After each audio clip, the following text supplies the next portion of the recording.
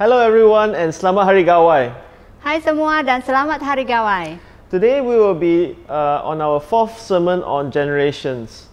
Hari ini kita akan berada dalam khotbah yang keempat dalam topik generasi. And today we will be talking about a courageous generation. Dan hari ini kita akan membahas tentang generasi yang berani. But first let's read from the Bible from 1 Samuel chapter 17. Pertama mari kita membaca daripada Alkitab 1 Samuel 17. And I'll read from verse 8 onwards. Dan saya akan membaca dari ayat 8 dan seterusnya. Goliath stood and shouted to the ranks of Israel, "Why do you come out and line up for battle? Am I not a Philistine? And are you not the servants of Saul? Choose a man and have him come down to me. If he is able to fight and kill me, we will become your subjects. But if I overcome him and kill him, you will become our subjects and serve us." Then the Philistines said, "This day I defy the armies of Israel. Give me a man and let us fight each other." On hearing the Philistines' words, Saul and all the Israelites were dismayed and terrified. Ia berdiri dan berseru kepada barisan Israel, katanya kepada mereka, "Mengapa kamu keluar untuk mengatur barisan perangmu? Bukankah aku seorang Filistin dan kamu adalah hamba Saul? Pilihlah bagimu seorang dan biarlah ia turun mendapatkan daku. Jika ia dapat berperang melawan aku dan mengalahkan aku, maka kami akan menjadi hambamu. Tapi jika aku dapat mengguguli dia dan mengalahkannya, maka kamu akan menjadi hamba kami dan takluk kepada kami." Pula kata orang Filistin itu, "Aku menantang hari ini barisan Israel. Berikanlah kepadaku seorang supaya kami berperang seorang lawan seorang." Ketika Saul dan segenap orang Israel mendengar perkataan orang Filistin itu, maka cemaslah hati mereka dan sangat takut. Verse 42, he looked David over and saw that he was little more than a boy, glowing with health and handsome, and he despised him. He said to David, "Am I a dog that you come at me with sticks?" And the Philistine cursed David by his gods. "Come here," he said, "and I'll give your flesh to the birds and wild animals." David said to the Philistine, "You come against me with sword and spear and javelin, but I come against you in the name of the Lord Almighty, the God of the armies of Israel, whom you have defied. This day the Lord will deliver you into my hands, and I'll strike you down and cut off your head. This very day I will give the carcasses of the Philistine army to the birds and the wild animals, and the whole world will know that there is a God in Israel. All those gathered here will know that it is not by sword or spear that the Lord saves, for the battle is the Lord's, and he will give all of you into our hands." As the Philistine moved closer to attack him, David ran quickly toward the battle line to meet him. Reaching into his bag and taking out a stone, he slung it and struck the Philistine on the forehead. The stone sank into his forehead and he fell face down on the ground. So David triumphed over the Philistine with a sling and a stone. Without a sword in his hand, he struck down the Philistine and killed him. Ayat 42. Ketika orang Filistin itu menunjuk pandangnya kepada arah Daud serta melihat dia, dihinanyalah Daud itu karena ia masih muda, kemerah-merahan dan elok parasnya. Orang Filistin itu berkata kepada Daud, "Anjingkah aku, maka engkau mendatangi aku dengan tongkat?"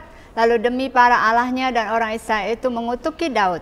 Pula orang Filistin itu berkata kepada Daud, "Hadapilah aku, maka aku akan memberikan dagingmu kepada burung-burung di udara dan kepada binatang-binatang di padang." Tetapi Daud berkata kepada orang Filistin itu, "Engkau mendatangi aku dengan pedang, dengan tombak dan lembing, tapi aku mendatangi engkau dengan nama Tuhan semesta Allah, Allah segala bangsa Israel yang kau tantang itu. Hari ini juga Tuhan akan menyerahkan engkau ke dalam tanganku, dan aku akan mengalahkan engkau dan memenggal kepalamu dari tubuhmu. Hari ini juga akan memberikan mayatmu dan mayat tentara orang Filistin kepada burung-burung di udara dan kepada binatang-binatang liar, supaya seluruh bumi tahu bahwa Israel mempunyai Allah, dan supaya segenap jemaah itu tahu bahwa Tuhan menyelamatkan bukan dengan pedang dan bukan dengan lembing, sebab di tangan Tuhanlah pertempuran, dan ia pun menyerahkan kamu ke dalam tangan kami." Ketika orang Filistin itu bergerak maju untuk menemui Daud, maka segeralah Daud berlari ke barisan musuh menemui orang Filistin itu. Lalu Daud memasukkan tangan ke dalam kantongnya, diambilnya sebuah batu dari dalamnya, diumpannya, maka kenalah dahi orang Filistin itu, sehingga batu itu terpedam ke dalam dahinya, dan terjerumuslah ia dengan mukanya ke tanah. Demikianlah Daud mengalahkan orang Filistin itu dengan umban dan batu. Ia mengalahkan orang Filistin itu dan membunuhnya tanpa pedang di tangannya. Let's pray. Mari kita berdoa. Lord Jesus, thank you so much for your word. Terima kasih Tuhan untuk firman-Mu And this story of David and Goliath. dan juga cerita tentang Daud dan Goliat. Today we pray, oh God, that from this word that we will draw courage. Dan kami berdoa agar dengan cerita ini kami akan mendapatkan rasa berani. That we will be a courageous generation. Kami akan menjadi generasi yang berani. In the name of Jesus we pray. Dalam nama Tuhan Yesus kami berdoa. Amen. Amen.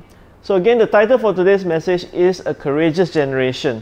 Jadi sekali lagi, judul daripada khotbah pada hari ini adalah generasi yang berani. Now, courage in the past has been a very important virtue.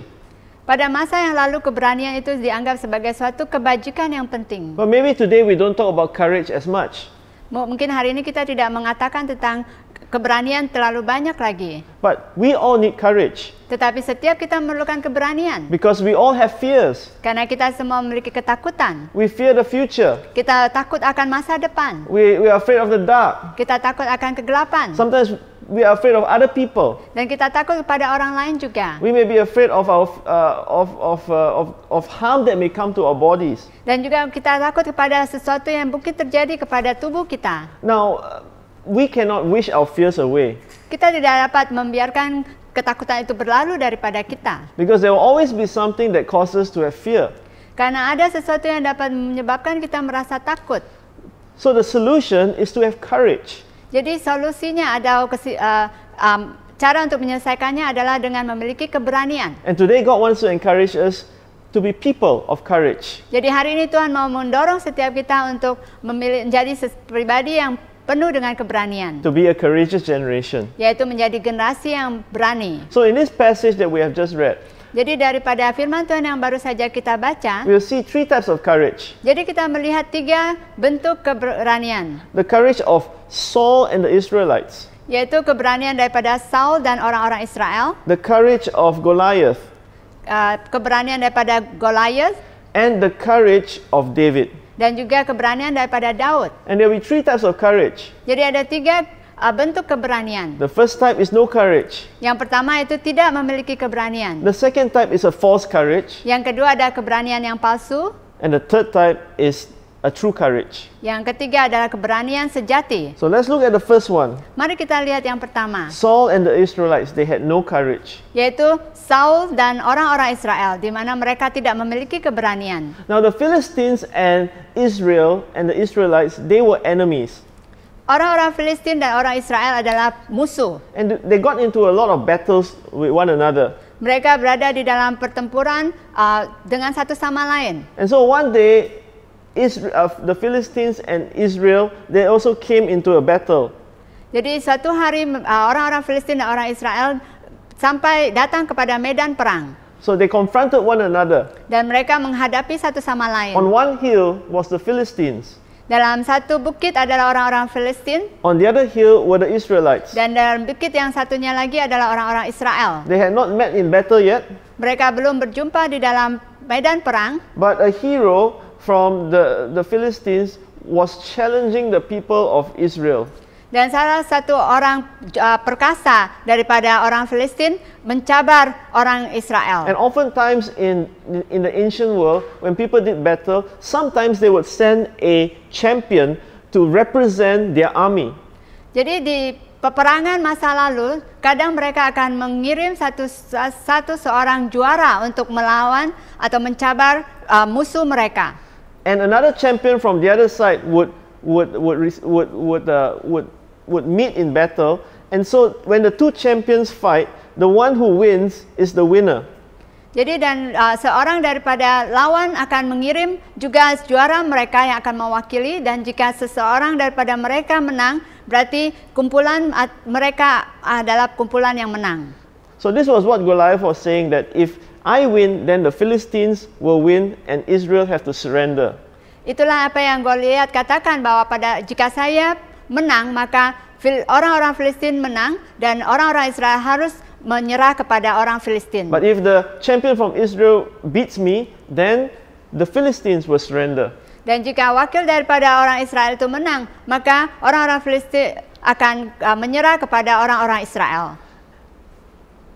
As Goliath made all those challenges, the people of Israel, in verse 11, it says that on hearing the Philistines' words, Saul and all the Israelites were dismayed and terrified.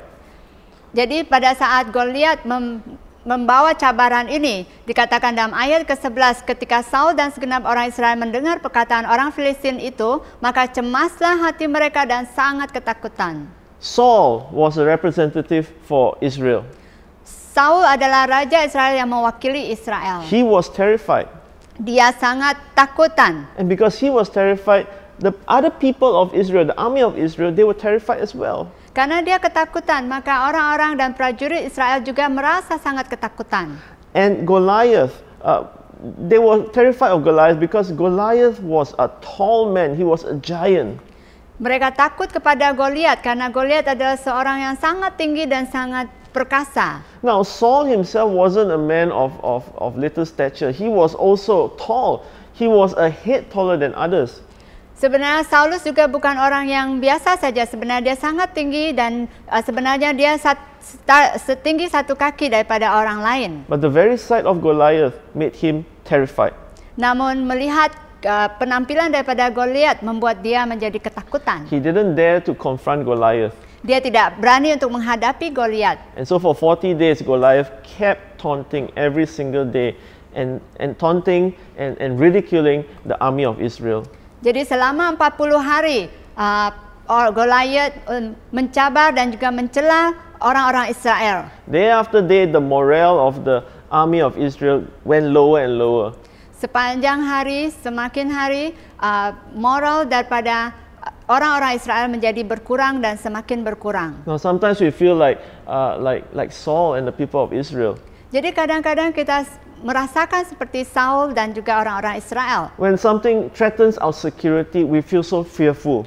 Ada sesuatu yang mungkin telah mencabar keamanan kita, kita menjadi sangat takut. We start to worry and we lose hope. Kita menjadi khawatir dan mulai kehilangan harapan. We no longer look at things optimistically. Jadi kita tidak melihat sesuatu hal secara optimis lagi. And because of that, we make wrong decisions. Itu menyebabkan kita mengambil keputusan yang salah. And it makes things even worse. Dan itu menjadikan hal menjadi lebih teruk lagi. We start to look at our deficiencies and we have self-pity. Dan kita memiliki rasa memandang rendah dan mengasihani diri kita sendiri. We will say things like, I don't have the personality. Mungkin kita akan berkata, saya tidak memiliki kepribadian yang diperlukan. I don't have the ability to do this. Saya tidak memiliki kebolehan untuk melakukan hal ini. Some are saying, I can't speak the language, I can't speak English. Mungkin ada di antara kita mengatakan bahwa saya tidak dapat berbahasa Inggris atau tidak dapat bahasa yang diperlukan. And we lose our confidence. Dan kita kehilangan kepercayaan diri kita. This is what happened to Saul and the people of Israel. Jadi ini apa yang terjadi kepada Saul dan juga orang-orang Israel. And their fears hindered them from taking a step forward. Jadi ketakutan mereka menyebabkan mereka tidak berani untuk maju ke hadapan. I want to ask you a question. What are the fears that are hindering you today? Saya mau bertanya pada kalian, apakah ketakutan yang telah menyembunyikan diri kamu dan membuat kamu untuk tidak dapat maju ke depan? What are the fears that is stopping us from taking that step forward? Jadi apakah ketakutan yang membuat kita untuk takut untuk melangkah satu langkah ke hadapan? God wants to encourage you with your fears today. Jadi Tuhan mau mendorong kamu untuk menghadapi ketakutan yang kamu miliki hari ini. But let's move on to a second type of courage. Jadi mari kita kembali kepada ayat poin yang kedua. And this is about Goliath and the Philistines. Ini adalah tentang Goliat dan orang-orang Filistin. Now the Philistines, their morale was increasing as Goliath started to ridicule the armies of Israel. Semangat daripada orang-orang Filistin ini sangat baik sekali pada saat mereka mulai mencabar dan mencela orang-orang Israel. Because no one was willing or no one was brave enough to face their champion.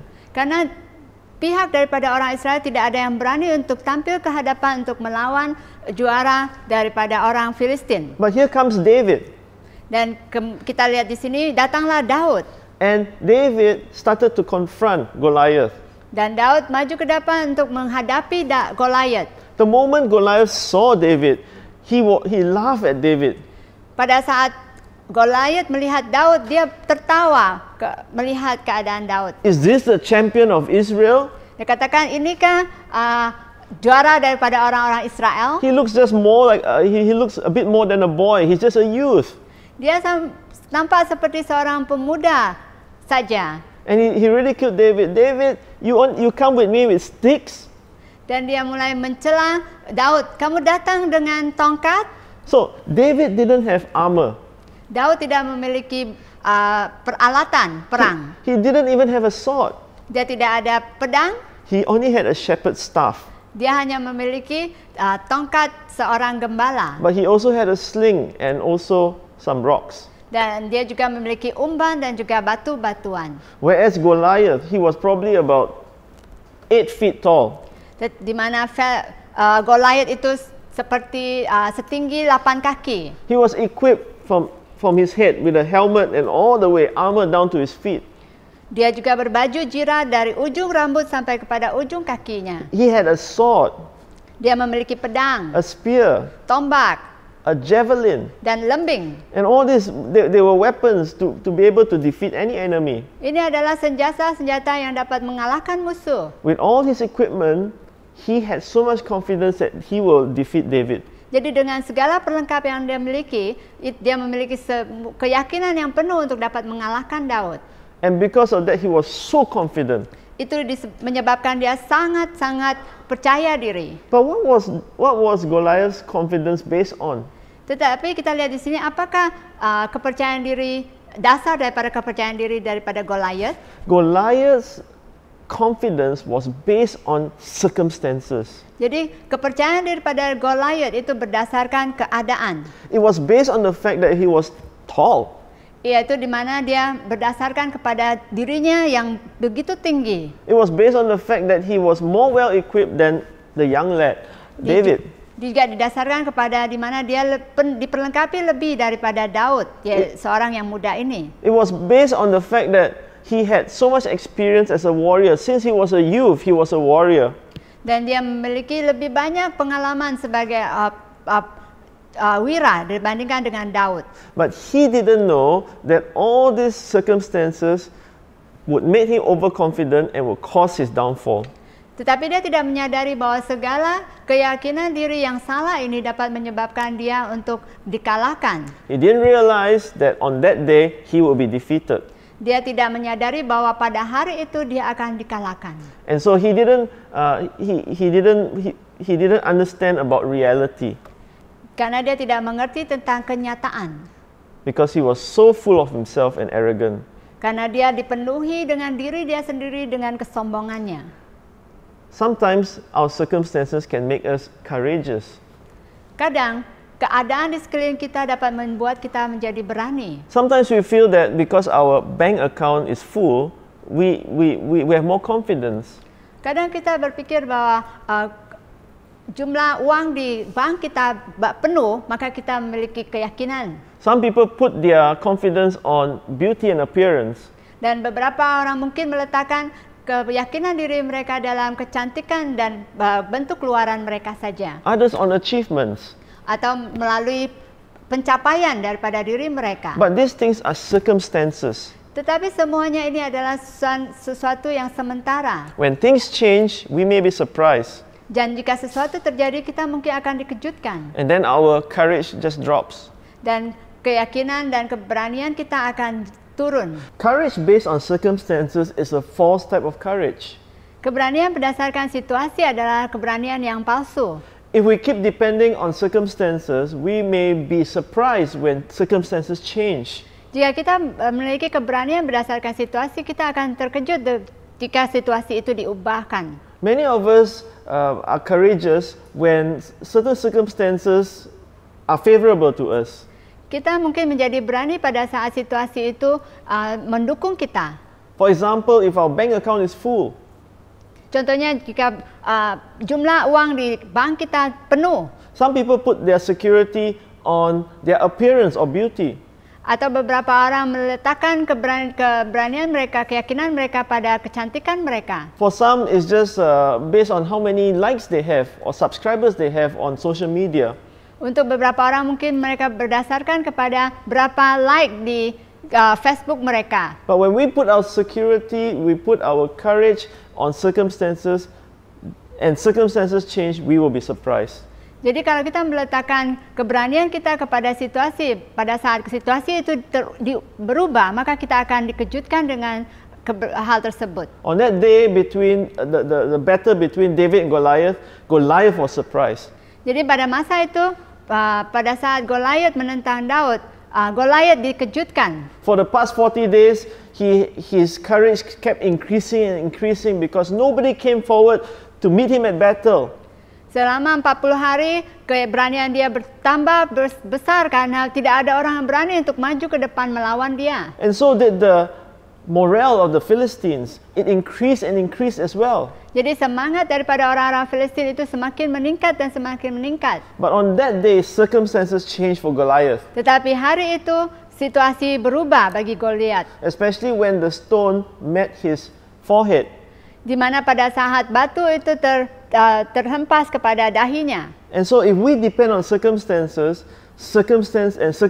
change, we may be surprised. Jadi kalau kita memiliki keberanian berdasarkan keadaan atau situasi, maka pada saat situasi itu berubah, maka kita akan terkejut. One day we were healthy, the next day we are ill. Suatu saat mungkin kita sehat, tetapi hari berikutnya kita sakit. One day we have a secure job, the next day we are afraid that we may be laid off because the company has problems. Mungkin satu hari kita memiliki pekerjaan yang aman, tapi hari berikutnya mungkin kita diberhentikan kerja. One day our business was doing very well, but the next day because of COVID-19, our business is in trouble. Suatu saat di mana mungkin kita lihat bisnis kita bagus, tetapi suatu hari berikutnya pada saat terjadi COVID-19, bisnis kita tidak bagus lagi. The false type of courage is like the stock market, it goes up and down like a yo-yo. Jadi keberanian yang palsu adalah seperti stock market di mana naik dan turun. But God wants us to have something more solid. Tetapi Tuhan mau kita memiliki sesuatu yang lebih tetap. A true courage. Yaitu keberanian sejati. And that brings me to the third point. Itu membawa saya kepada poin yang ketiga. David and his true courage. Daud dengan keberaniannya yang sejati. Now David went out to meet Goliath in battle. Jadi Daud pergi ke medan perang untuk menghadap Goliath. But notice the words that David is using here. Tetapi kita lihat apa yang kata-kata yang dipakai oleh Daud di sini. The words that he used was not about how strong he was, but it was how big his God was. Kata-kata yang dipakai bukan berapa besar dia dan berapa kuat dia, tetapi berapa besar dan Tuhan dia.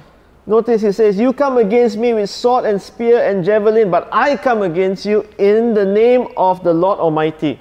Kita lihat di sini dia katakan, engkau mendatangi aku dengan pedang dan tombak dan lembing, tapi aku mendatangi engkau dengan nama Tuhan semesta alam. What are all these weapons against the Almighty God? Jadi apakah segala peralatan ini dibandingkan dengan Tuhan yang begitu besar? This day the Lord will deliver you into my hands, and I'll strike you down and cut off your head. Hari ini juga Tuhan akan menyerahkan engkau ke dalam tanganku, dan aku akan mengalahkan engkau dan memenggah kepalamu dari tubuhmu. All those gathered here will know that it is not by sword or spear that the Lord saves, for the battle is the Lord, and He will give all of you into our hands.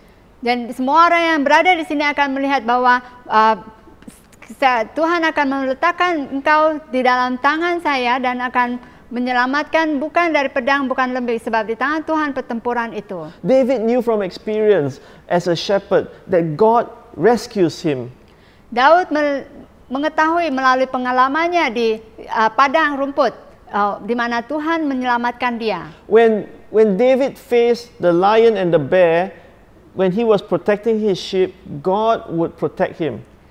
Daud mengalami pada saat dia melawan singa dan juga beruang, dan Tuhan menyelamatkan dia dan menjaga dia pada saat dia menjaga kawalan dombanya. And David saw Goliath just as another threat to sheep, but this time it was God's sheep. Dia melihat Goliath seperti cabaran bagi domba-domba, tapi saat ini adalah domba-domba Tuhan, yaitu orang Israel. So with great speed, David ran towards Goliath. Jadi dengan kecepatan tinggi Daud berlari ke arah lawannya. And then he flung a stone with his sling towards Goliath and it hit Goliath's head.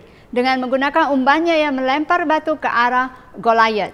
And this giant fell face down to the ground. Dan raksasa ini jatuh tertelungkup ke tanah. David went to him, took out Goliath's sword, his own sword, and he killed Goliath and cut Goliath's head off. Daud mengambil pedang daripada Goliath dan membunuhnya dan memotong kepalanya. And just like that, the circumstances of Goliath changed. Dan dengan begitu saja, situasi daripada Goliath berubah. David's courage was based not on circumstances but on the rock, on his God. Kita bisa lihat di sini bahwa Daud memiliki keberanian bukan berdasarkan situasinya, tetapi berdasarkan batu yang kokoh, yaitu Tuhan dia. But this story will not be complete if I just told you to be courageous like David. Tetapi cerita ini tidak berakhir di sini saja jika saya hanya memberitahu bagi kamu untuk memiliki keberanian seperti Daud. Instead of putting ourselves in the shoes of David, let's put ourselves in the shoes of the Israelites.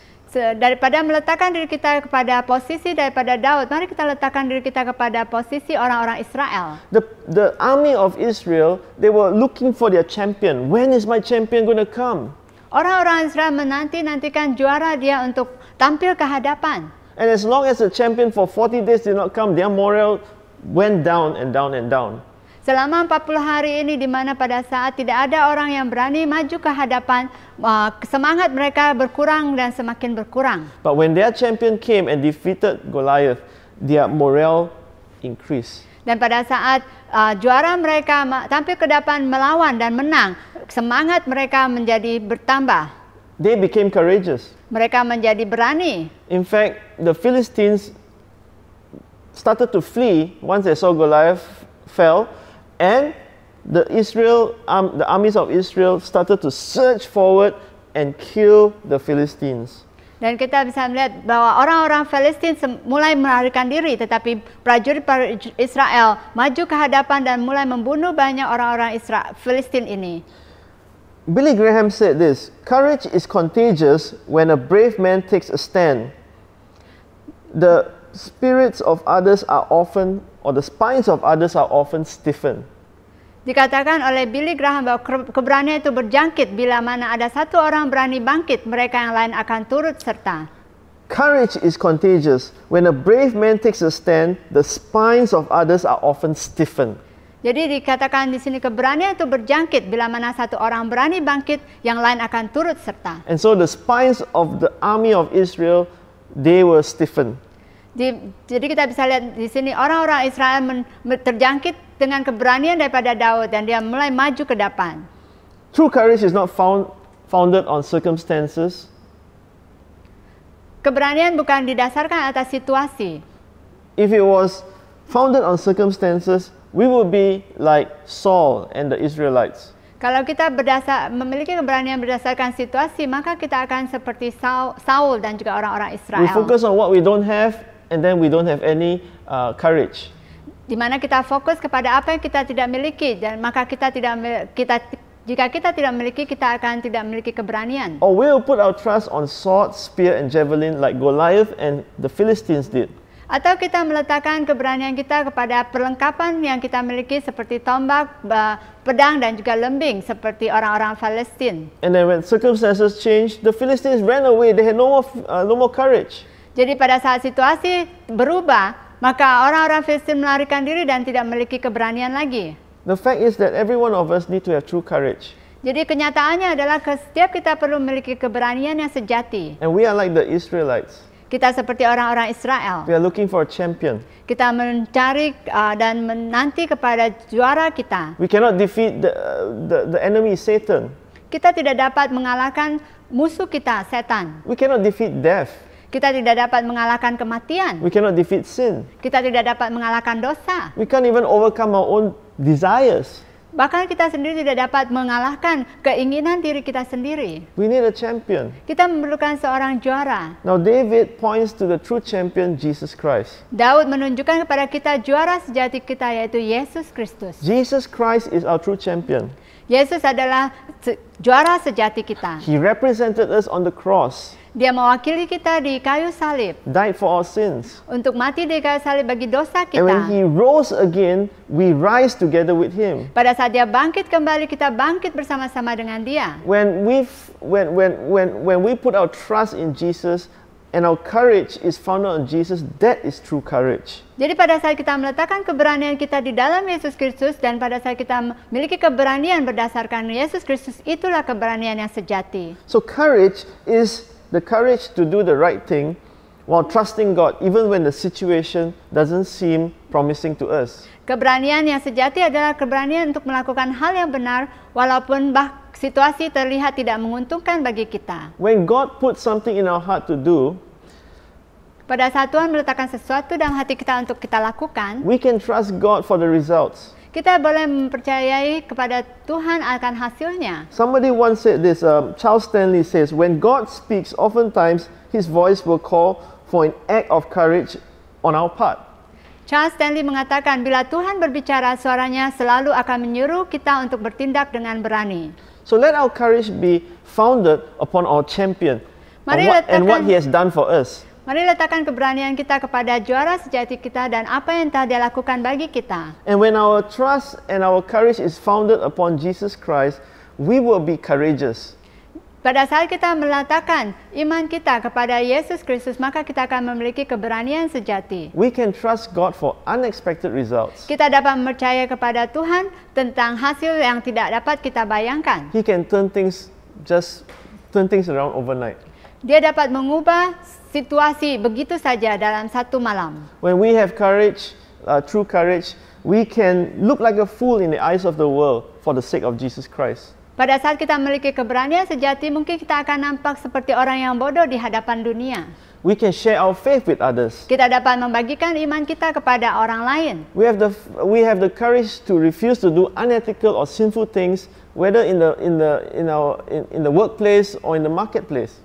Di mana kita memiliki keberanian untuk tidak melakukan sesuatu yang membuat kita berdosa di dalam tempat kerja kita. We can do something daring for the kingdom of God. Kita dapat melakukan sesuatu yang berani untuk kerajaan Tuhan. For example, some of our members started new life groups in the recent few months. Contohnya ada anggota-anggota gereja yang memulai kumpulan pemeliharaan yang baru pada bulan-bulan yang lalu. And there are people within our movement, Hope International Ministries, who have gone out to plant churches to do this daring thing. Dan juga ada orang-orang di dalam Hope International Ministry melakukan misi kepada negara-negara lain. When we have true courage, when we are not well, we can also trust God. Jika kita memiliki keberanian sejati, pada saat kita tidak sehat, kita tetap dapat percaya kepada Tuhan. Whether for healing, apakah itu untuk kesembuhan, even when God wants to call us home earlier to Him. Ataupun Dia mau memanggil kita kembali kepada rumahnya lebih awal. So true courage is not based on circumstances, but on our true rock, Jesus Christ. Jadi keberanian sejati bukan berdasarkan situasi, tetapi berdasarkan batu karang kita, yaitu Yesus Kristus. He is our champion, and because He was victorious, we too can be victorious. Dia adalah juara kita karena Dia adalah menang. Kita juga dapat dimenangkan bersama dengan Dia. And the solution may not look like what we have thought it would be. Mungkin solusinya tidak seperti apa yang kita inginkan. So I want to ask you a question today. Jadi saya mau menanyakan suatu pertanyaan kepada kamu hari ini. What are your fears? Apakah ketakutan kamu? What are the fears that are holding you back? Apakah ketakutan yang membuat kamu tidak dapat maju? I'd like you to just think of those greatest fears that you have. Saya mau kamu memikirkan tentang ketakutan yang paling besar dalam hidup kamu. And think of Jesus. Dan pikirkan tentang Yesus. Think of your greatest fears like Goliath. They are like Goliath and spear and javelin and sword. But God is mightier than all this. Dan kamu boleh memikirkan di mana ketakutan kamu seperti Goliath yang begitu besar dengan pedang, tombak dan lembing. Tapi di satu sisi kamu pikirkan Yesus, yaitu Tuhan yang begitu besar dan perkasa. Let's bring it before the Lord right now. Dan letakkan kepada Tuhan pada saat ini. And let's pray. Mari kita berdoa. Bring it before the Lord. berikan kepada Tuhan saat Let's ini. pray. Mari kita berdoa. Father in heaven, Bapa di surga, we bring before you our fears today. kami mau membawa ketakutan kami ke dalam hadirat-Mu saat ini. Some of us are fearing for the future. Mungkin ada di antara kami takut akan masa depan. Some of us have fears regarding our health, regarding certain diseases. Mungkin ada dari kita takut akan penyakit dan juga kesehatan kami. Some of us have so much worries about finances, about the business. Banyak di antara kami takut akan keuangan kami dan juga bisnis kami. Lord, we have many different fears Kami and memiliki worries. banyak sekali ketakutan dan juga kekhawatiran. Lord Jesus, we bring all this before you. Kami mau menyerahkan semua ini di hadapan-Mu Tuhan. Help us to see that you are greater than all these things. Biarkan kami dapat melihat bahwa Engkau lebih besar daripada segala hal ini. And you can bring solutions, oh God. Dan Engkau akan dapat membawakan penyelesaiannya bagi kami. Who would have thought that a youth would be able to defeat Goliath? Tidak ada yang berpikir bahwa seorang pemuda seperti Daud dapat mengalahkan Goliat. Who would have thought that dying on the cross would bring salvation to the world? Tidak ada yang dapat berpikir bahwa mati dari kayu salib dapat membawakan keselamatan kepada dunia. And Lord, you can turn our situation around as well. Tuhan, kamu dapat mengubahkan ke situasi kami juga. But Lord, if our situation doesn't change, we also pray that you will give us the courage that can match the fears that we face. Dan jika situasi itu tidak berubah, kami meminta Engkau memberikan kami keberanian untuk menghadapi ketakutan tersebut. And we can overcome it because of our faith. Dan kami dapat mengalahkannya dengan iman kami. Bless all my brothers and sisters who are listening today. Berkati saudara-saudari kami yang mendengarkan pada hari ini. Raise up for yourself a courageous generation. Bangkitkan bagi kamu sendiri Tuhan, generasi yang berani. In the name of Jesus we pray. Dalam nama Tuhan Yesus kami berdoa. Amen. Amen. Amen. Okay, that ends our message for today. Ini adalah akhir daripada khotbah hari ini. But please stay on for the announcements Dan tinggal sebentar untuk pengumuman. and other things that will be happening after this. Dan hal-hal lain yang akan kita tayangkan setelah ini. God bless you all. Tuhan memberkati kalian semua.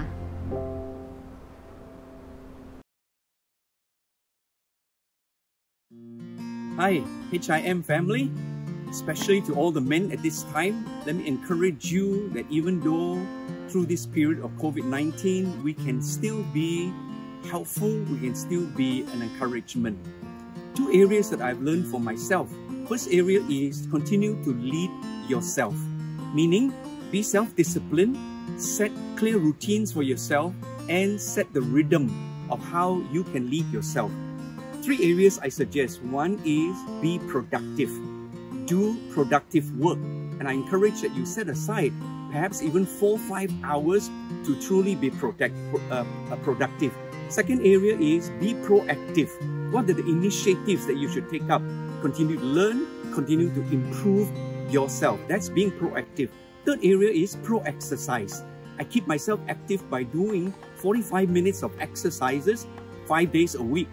That helps my body keep trim. Second area that is useful for me that I've learned is lead and be visible. Lead and be visible. Be visible to support your family. Be visible to support your wife. Perhaps some of you have children who are doing homeschooling. I think your wife and your children would appreciate your leadership or your responsibility in helping, maybe even guiding them. Be visible in supporting your family in housework. I do the dishes, I do some of the cooking, but I enjoy supporting the family, supporting my wife, Lai Eng, being able to do some of these housework as well. Another area that you can lead and be visible is if you're a life group member, you should join, you should encourage people in your life group. If you're a leader, continue to do the pastoral care on behalf of your church.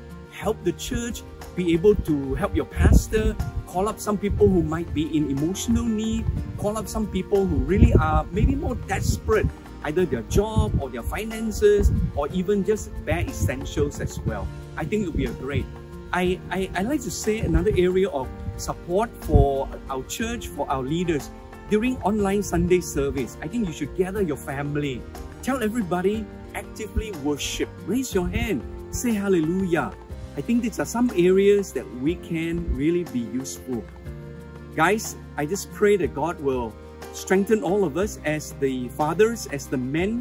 We will continue to strengthen people around us. Be useful for God, be useful for the kingdom. Talk to you another time. God bless you. Amen. Shalom and warm greetings to my sisters in Christ in our HIM family all over the world. We thank God for keeping us safe during this COVID-19 pandemic.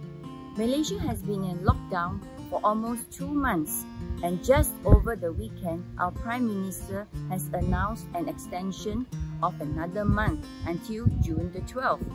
During the lockdown, I'm sure that we all had to press the reset button for a number of routines and schedules of our lives to a new normal. But there is a flip side to this seemingly inconvenience. We have enjoyed so much more family time together. We managed to accomplish many activities that we may have put aside previously because of our busy schedules.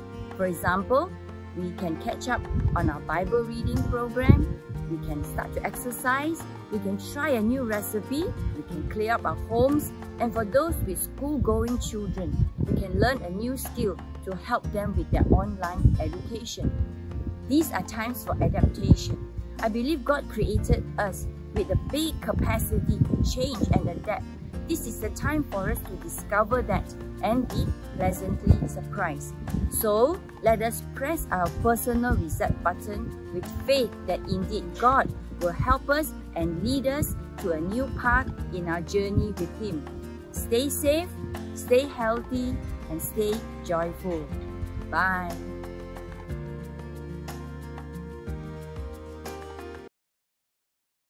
Hi church, we hope that you are blessed by Pastor Lawrence's message and the heart-to-heart sharing from Pastor Simon and Pastor Lai Eng.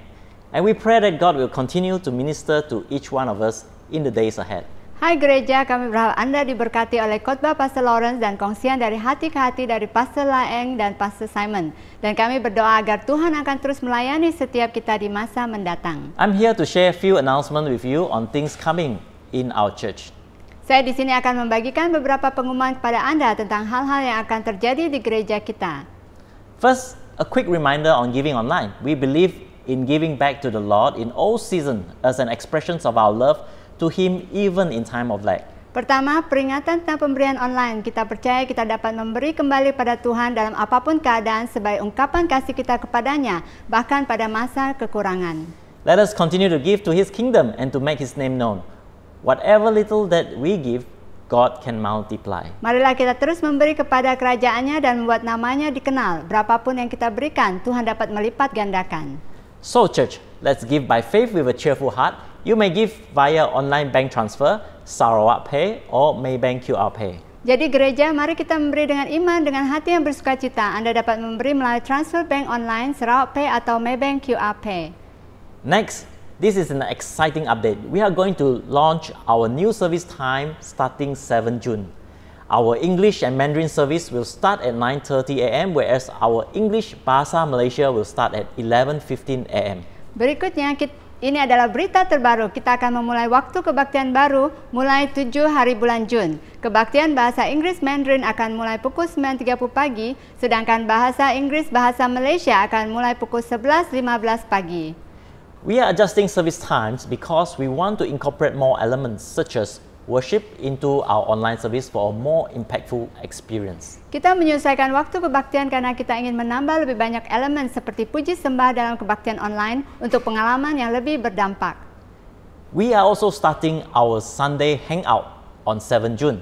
I know many of us miss connecting and catching up with each other after service at the lounge.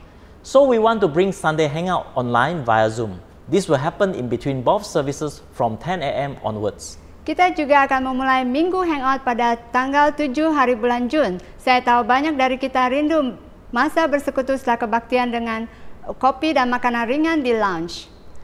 The Ruang Berbual via Zoom after English BM service at 12:15 PM onwards.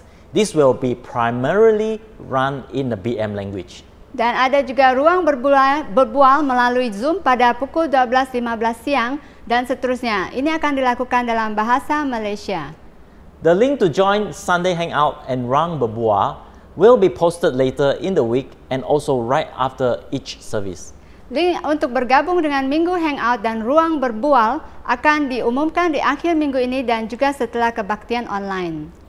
Next week is also Communion Sunday. Please prepare communion elements so that we can partake of the communion together.